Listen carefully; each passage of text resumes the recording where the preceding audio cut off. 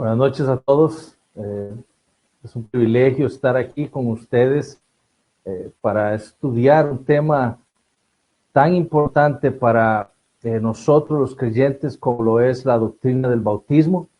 Sin embargo, antes de iniciar, me gustaría hacer una oración para que el Señor nos bendiga, que su Espíritu Santo nos guíe en todo y que sobre todas las cosas el Señor Jesucristo sea glorificado. Entonces, vamos a orar.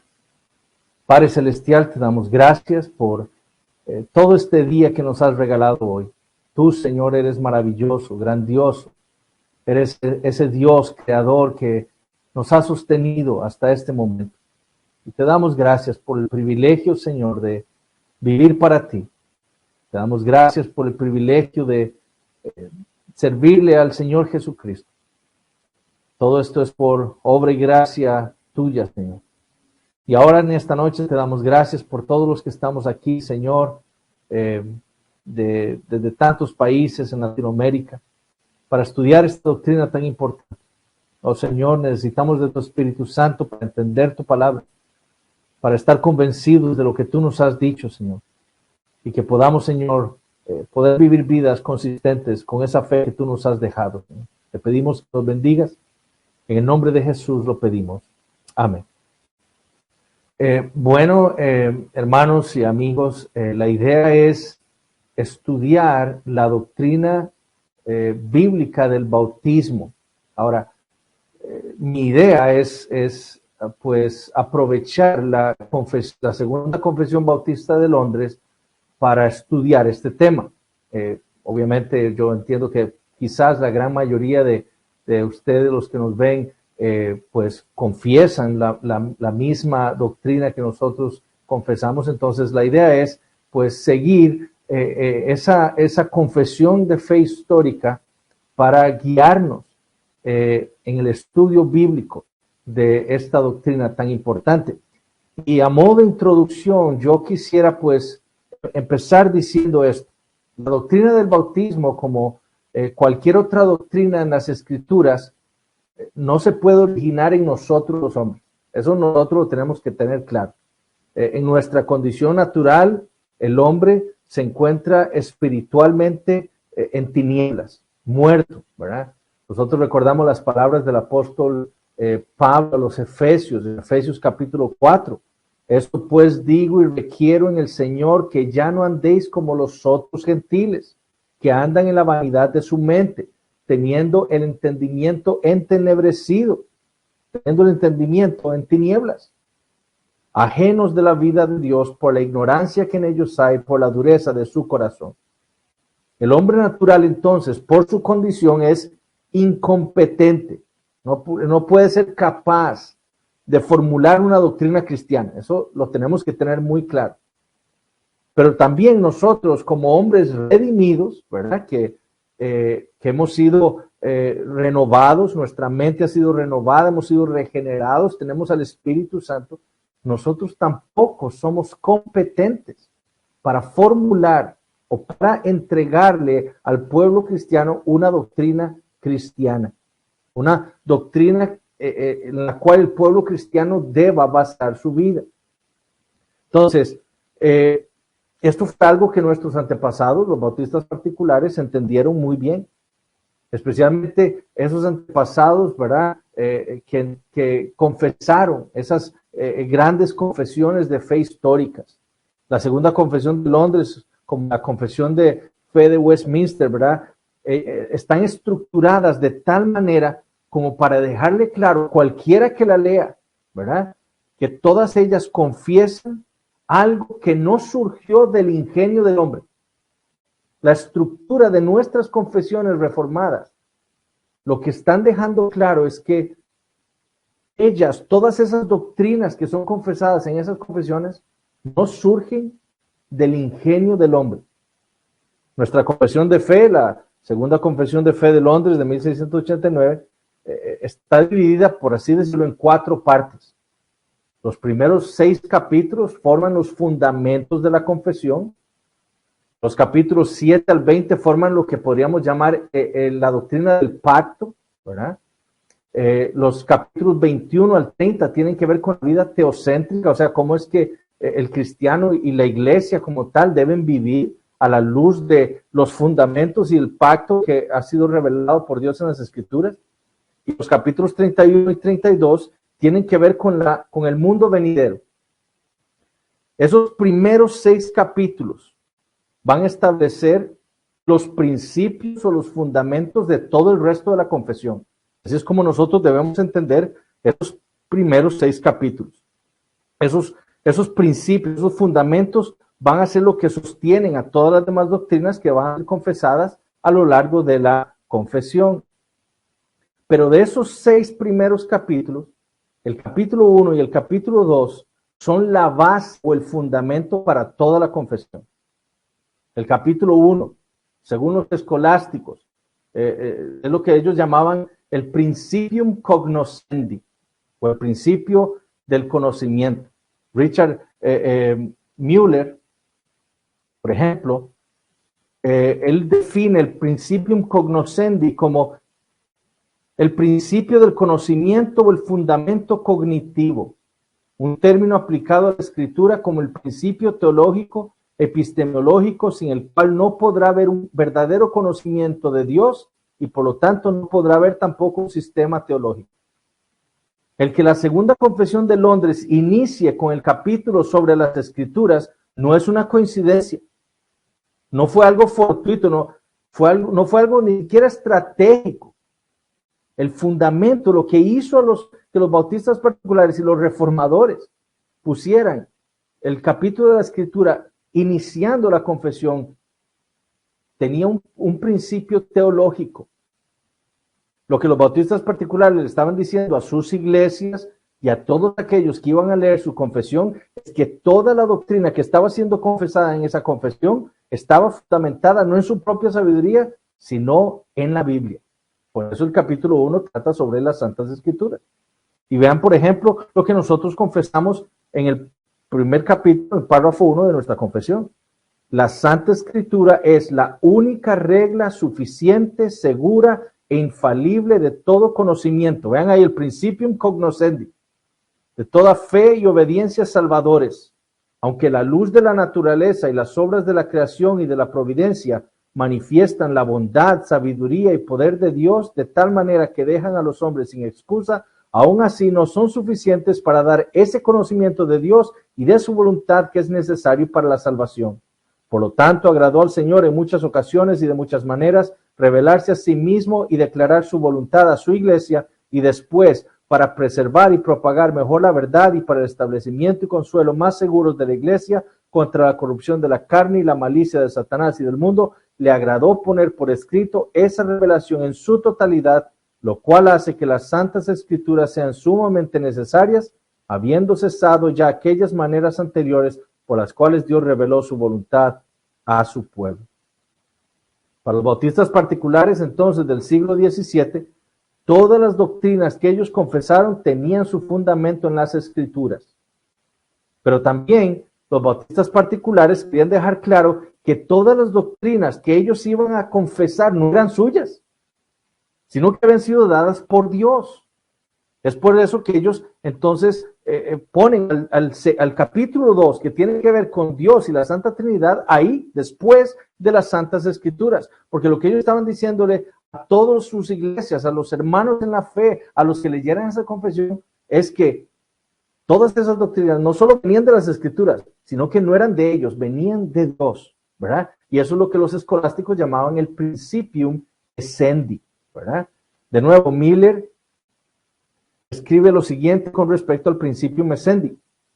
El principio essendi, el principio de esencia o el fundamento esencial, es un término aplicado a Dios considerado como el fundamento objetivo de la teología, sin el cual no habría una revelación especial ni la teología.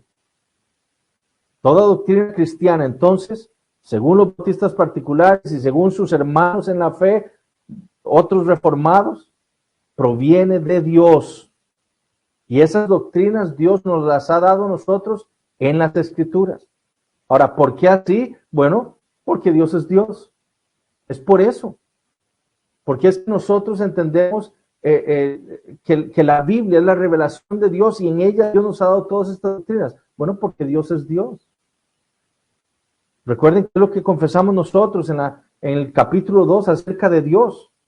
El Señor nuestro Dios es el único Dios vivo y verdadero, cuya subsistencia está en Él mismo y es de Él mismo, infinito en ser y perfección, cuya esencia no puede ser comprendida por nadie, sino solo por Él mismo. Es espíritu purísimo, invisible, sin cuerpo, partes ni pasiones. Es el único que tiene inmortalidad y habita en luz inaccesible, que es inmutable, inmenso, eterno, inescrutable, todopoderoso, infinito en todos los sentidos, santísimo, sapientísimo, libérrimo, absolutísimo, que obra todas las cosas conforme el consejo de su inmutable y justísima voluntad, para su propia gloria. Es amantísimo, clementísimo, misericordiosísimo, longanísimo, abundantísimo en bondad y verdad, que perdona la iniquidad, la transgresión y el pecado, remunerador de los que le buscan con diligencia, pero también justísimo y terrible en sus juicios, que odia todo pecado y que de ninguna manera dará por inocente al culpable.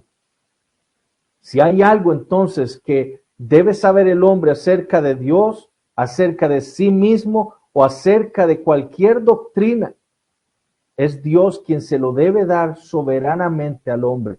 Y Dios, como hemos dicho, nos lo ha dado a nosotros en las Escrituras. Entonces, si el hombre va a desear saber algo acerca del bautismo, por ejemplo, como en esta noche, lo que tenemos que hacer es ir ¿a dónde? A las Escrituras y aprender lo que el Dios soberano del universo nos ha enseñado a nosotros acerca del bautismo. No hay espacio entonces aquí para especulaciones ni conjeturas. Nosotros entendemos que Dios nos ha dado la Biblia para iluminar hasta los más simples. Entonces, si Dios nos ha dado la doctrina del bautismo, nos la ha dado a todos nosotros para que la entendamos correctamente. Entonces, aquí no hay espacio para especular ni para conjeturar. Es Dios el que nos ha dado la doctrina y es ahí a las Escrituras donde nosotros tenemos que ir a aprender, ¿verdad? Porque si el bautismo es una doctrina necesaria para el creyente, esta doctrina va a ser suficiente, segura e infaliblemente revelada en las Escrituras. Porque de nuevo, ¿qué leímos en las Escrituras? Que todo lo que nosotros necesitamos para la salvación está revelado para nosotros en las Escrituras. Y si el bautismo es necesario para la vida del cristiano, entonces ahí es donde nosotros tenemos que ir a aprenderlo. Ahora, hay algo más que tenemos que entender. Por eso es que esta primera parte son los fundamentos, ¿verdad? Los fundamentos de la doctrina del bautismo. Primero, que está revelada en las Escrituras. Nosotros no estamos confesando esto por nuestra propia sabiduría, no es algo que nosotros vamos a ir a buscar en las Escrituras. Segundo, es algo que Dios nos ha dado, es una doctrina que Dios nos ha dado a nosotros y nos la ha dado en las Escrituras. Entonces nosotros tenemos que ir a las Escrituras para aprender lo que Dios nos ha dicho acerca del bautismo. Pero la otra parte fundamental para entender la doctrina del bautismo tiene que ver con el entendimiento de la teología pactual de las Escrituras. Porque, de nuevo, hay algo más que nosotros tenemos que saber con respecto a esta manera en la que nuestra confesión está estructurada. La sección que trata con el pacto de Dios, ¿verdad? Que es la segunda sección de los capítulos 7 al 20, es el fundamento de la sección que tiene que ver con la vida teocéntrica, ¿verdad? Así como la sección de los fundamentos, los primeros 6 capítulos son la base para el resto de la confesión y para la sección que tiene que ver con el pacto. La sección del pacto tiene que ver, es el fundamento para la sección que tiene que ver con la vida teocéntrica, o sea, los capítulos 21 al 30. Entonces, si nosotros queremos entender en qué fundamentaban los bautistas particulares la vida del creyente y de la iglesia, debemos entender su teología pactual.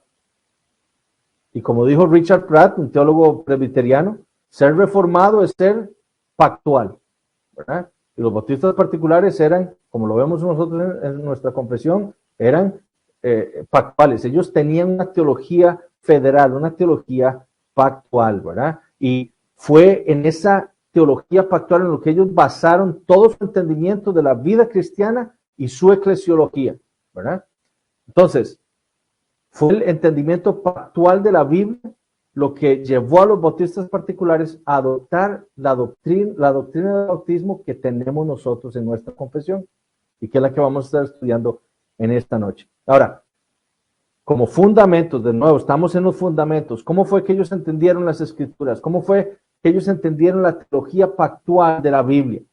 Bueno, vean lo que dice el capítulo 7. Vamos a leer los primeros 3 párrafos. La distancia entre Dios y la criatura es tan grande que aunque las criaturas racionales le deben obediencia como su creador, aún así éstas nunca habrían podido alcanzar la recompensa de la vida a no ser por alguna condescendencia voluntaria por parte de Dios, que a él le ha agradado expresar en forma de pacto. Párrafo 2.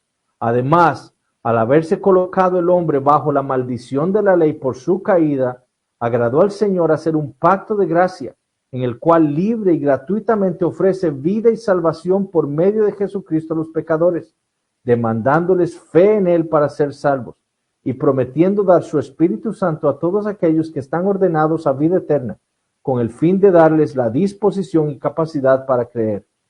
Párrafo 3. Este pacto es revelado en el Evangelio, en primer lugar a Adán en la promesa de salvación por medio de la simiente de la mujer, y después mediante pasos adicionales hasta completarse su plena revelación en el Nuevo Testamento. Y tiene su fundamento en aquella transacción del pacto eterno que hubo entre el Padre y el Hijo acerca de la redención de los elegidos.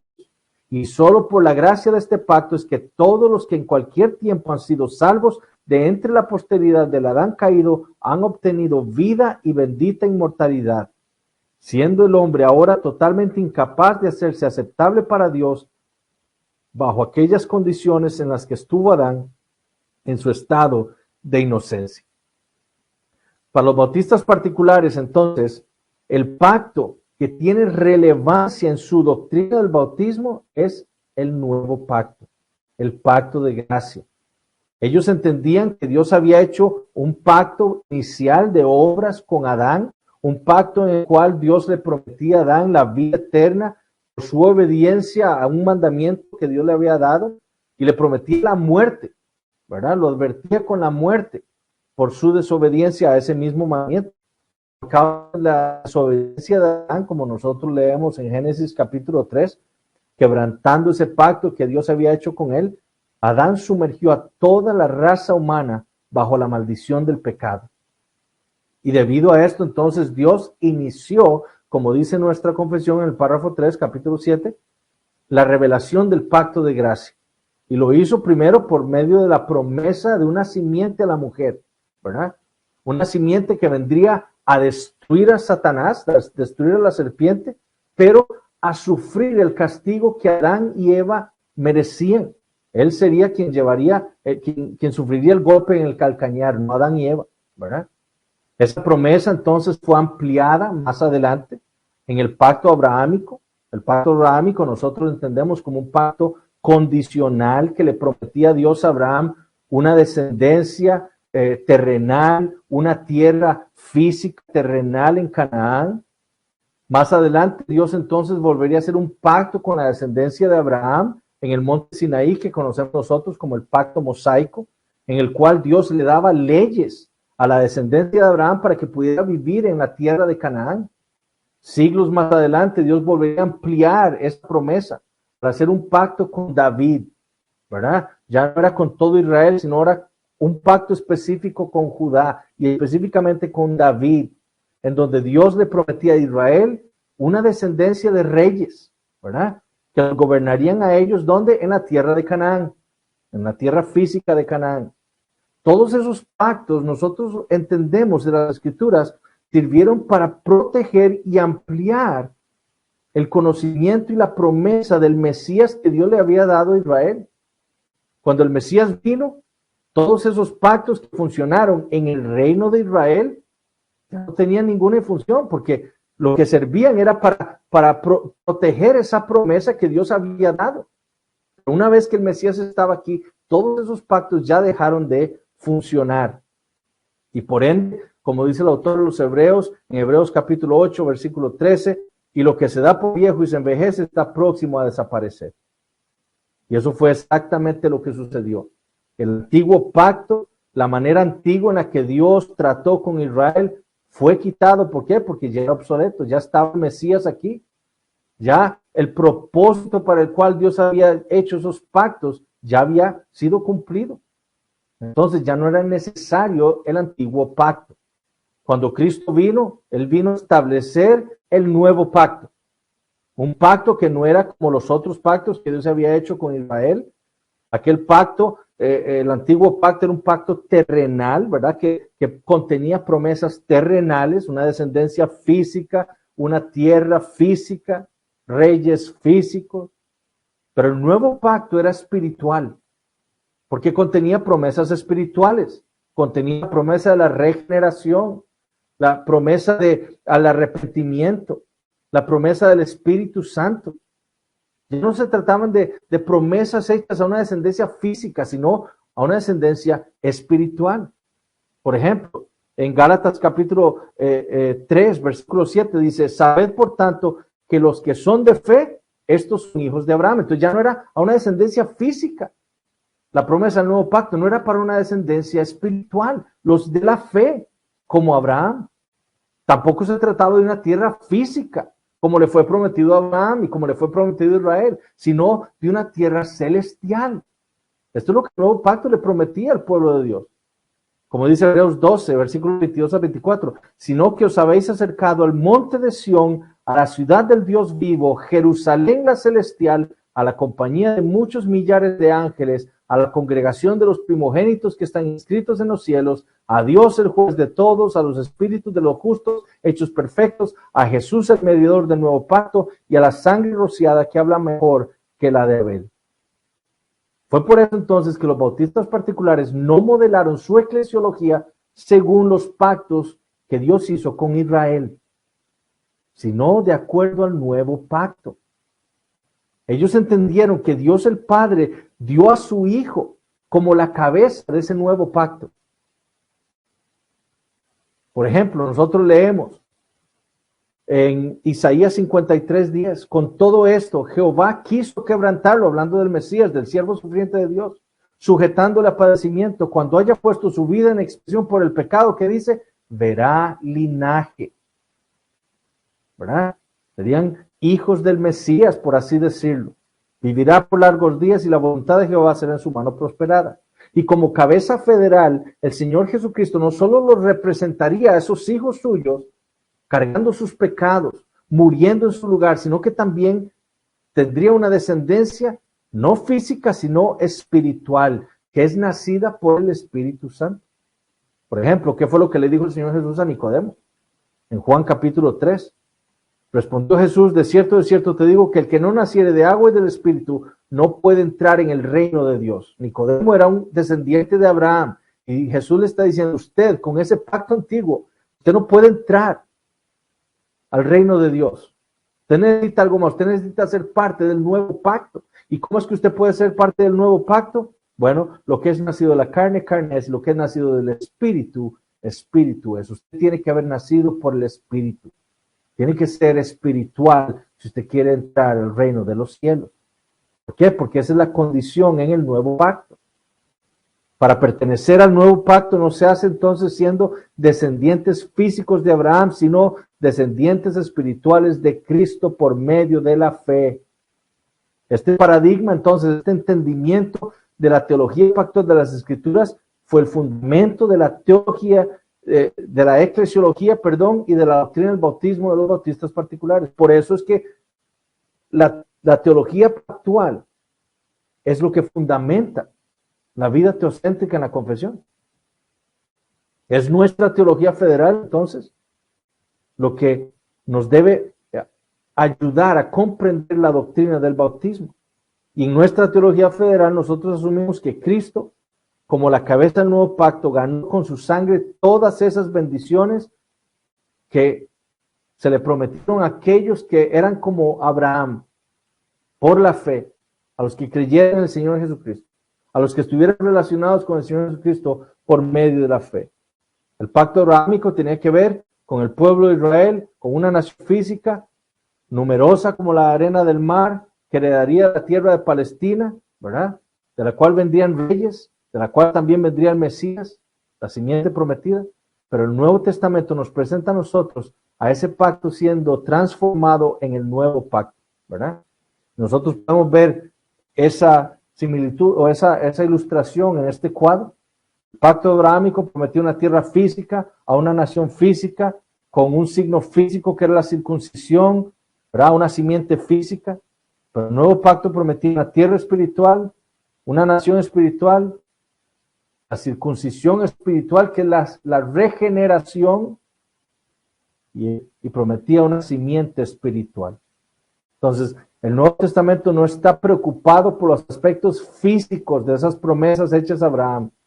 Y es ahí donde nosotros debemos entender esa discontinuidad entre las promesas que le hicieron al patriarca y las del nuevo pacto, ¿verdad?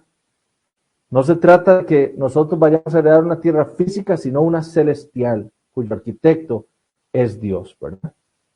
No se trata de que los hijos de los miembros de esa nación espiritual vayan a pertenecer a ella simplemente por ser descendientes físicos. No, tienen que ser descendientes espirituales también, ¿verdad? Ahora, eso es el fundamento, por así decirlo, de donde nosotros podemos empezar a entender la doctrina del bautismo. Primero, tenemos que ir a las Escrituras. Es ahí donde Dios nos ha dejado su doctrina acerca del bautismo. Y tercero, nosotros tenemos que entender que hay una doctrina pactual, una teología pactual, donde nosotros podemos tomar y aprender esta doctrina del bautismo, ¿verdad? Y eso es lo que hicieron los bautistas particulares. Entonces, veamos ahora el bautismo. Ahora sí, teniendo estos fundamentos, veamos ahora el bautismo. ¿Qué confesaron los bautistas particulares con respecto al bautismo? Veamos lo que dice el párrafo 1 del capítulo 29. El bautismo es una ordenanza del Nuevo Testamento, o sea, del nuevo pacto, instituida por Jesucristo, a fin de que sea para el bautizado una señal de su comunión con Él en su muerte y resurrección, una señal de estar injertado en Él, del perdón de pecados y de darse a sí mismo a Dios por medio de Jesucristo para vivir y andar en novedad de vida. Lo primero que tenemos que saber nosotros es que el bautismo es una ordenanza, ¿ok? Es una ordenanza, dice, del nuevo pacto. El antiguo pacto tenía otras ordenanzas, pero cuando vino Jesucristo, Jesucristo vino a establecer un nuevo pacto y el bautismo es una ordenanza de este nuevo pacto que estableció el Señor Jesucristo en su vida y en su muerte. Entonces, decimos que es una ordenanza, ¿por qué? Porque es un mandato de Cristo, ¿verdad? Esto no es algo que los discípulos hicieron porque se les ocurrió. No, ellos lo hicieron, ellos se empezaron a bautizar. ¿Por qué? Porque el Señor Jesucristo se los había ordenado. ¿En dónde le ordenó el Señor Jesucristo esto? Bueno, en Mateo capítulo 28, lo que nosotros conocemos como la Gran Comisión. Ahí leemos esto, empezando en el versículo 16 de Mateo 28. Pero los 11 discípulos se fueron a Galilea, al monte donde Jesús les había ordenado. Y cuando le vieron, le adoraron, pero algunos dudaban. Y Jesús se acercó y les habló diciendo, vean lo que les dijo el Señor Jesucristo, ya está resucitado, y les dice esto, toda potestad, todo el poder, toda autoridad me es dada en el cielo y en la tierra. O sea, yo tengo poder, tengo autoridad sobre todo el universo. Por tanto, en base a esa autoridad que yo tengo, les digo esto, id, hacer discípulos a todas las naciones, bautizándolas en el nombre del Padre y del Hijo y del Espíritu Santo, enseñándoles que guarden todas las cosas que os he mandado, y he aquí yo estoy con vosotros todos los días hasta el fin del mundo. Amén. Entonces, Cristo resucitado, a Él le fue dada toda la autoridad, y Él entonces, con esa autoridad, le ordena a sus discípulos ir a todas las naciones, predicar el evangelio. ¿Para qué? Para ser discípulos. Y a esos discípulos bautizarlos en el nombre del Padre, y del Hijo y del Espíritu Santo. Entonces, una ordenanza del Señor Jesucristo. El bautismo es también un sacramento, ¿verdad? Quizás a muchos no les guste o les parece raro esa palabra sacramento. Sacramento es simplemente significa una palabra visible, ¿verdad? Y el bautismo es un sacramento porque nos hace visible de alguna manera el Evangelio, ¿verdad? Como veremos más adelante, el bautismo nos recuerda lo que Cristo hizo por nosotros y lo que nosotros somos ahora en Él. Eso lo vamos a ver en unos momentos cuando leamos Romanos capítulo 6.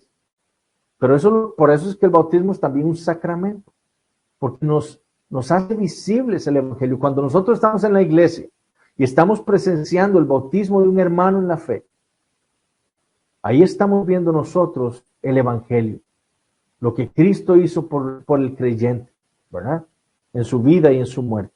Entonces, también el bautismo es un medio de gracia, ¿verdad? Un medio de gracia es todo aquello